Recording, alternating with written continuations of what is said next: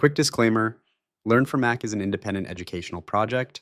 We are not affiliated with, endorsed by, or sponsored by Apple, or any vendor or product covered in this course. Hey, welcome back to Learn from Mac. I'm Dennis, and today is day 01 of the F5 LTM R4600 Bootcamp. Today we take the box from unboxed hardware to a fully licensed verified BIG-IP, management IP, DNS, NTP, and a health check that proves TMOS is actually healthy before we touch a single VLAN. Let's get into it. First, the goal for today.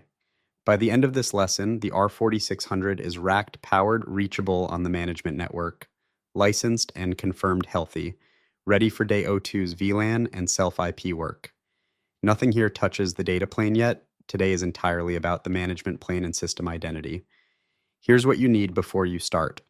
The R4600 itself with dual power supplies connected, a serial console cable, USB 2 RJ45 or USB 2 DB9, or a crash cart if that's what your rack has, a management IP address, subnet mask, and default gateway allocated by your network team, at least one DNS server, and a valid F5 registration key from the license portal or your F5 account team. Now, a few concepts that matter before you type a single command. Concept 1, TMOS. TMOS, the Traffic Management Operating System, is the Linux-based OS underneath every BIG-IP appliance. LTM, ASM, every module you'll ever load all run as TMOS daemons. That means when you troubleshoot anything on this box for the rest of the bootcamp, the first question is always, is TMOS itself healthy? Which is exactly what today's Lab 3 verifies. Concept 2, the management interface. The MGMT port on the front panel is a dedicated out-of-band Ethernet interface. It carries only configuration and monitoring traffic, and it's completely separate from the data plane TMM interfaces that carry real application traffic starting day 02. That separation is deliberate. A traffic storm or a misconfigured virtual server on the data plane can never lock you out of the box because you're managing it over a physically different interface. Concept 3, the setup wizard and why order matters.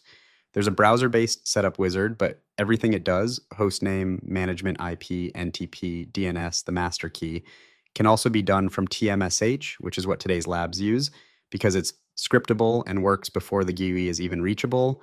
The key sequencing point, get system identity, hostname, IP, DNS, NTP, stable before you apply the license. Licensing generates a signed dossier tied to the box's identity, and changing identity afterward can cause certificate mismatches you don't want to debug later. Concept 4, license activation. F5 licensing is enforced by the BIGIP license daemon. Online activation reaches out to F5's activation server at activate.f5.com over outbound TCP 443 and writes a signed dossier to /config/bigip.license. If your environment blocks outbound 443, which is common in a restricted egress network like Contoso's, you generate that dossier manually, upload it to the F5 licensing portal, and paste the activation key back in. Either way, the dossier file and its path matter because that's what a backup or disaster recovery plan needs to capture. All right, 3 labs, back-to-back, right on screen. Management IP first, then DNS, NTP, and the license, then a full health check before we hand this box off to day 02. Let's get into it. Lab 1. First boot lands you at a login prompt over the console cable. Login as root, then drop straight into TMSH. Set the management IP and prefix, then the default route out to the out-of-band gateway. And the host name, so this box has a real identity before anything else gets configured. Verify both the IP and the route actually landed before moving on. And save. Unsaved TMSH changes do not survive a reboot. Lab 2.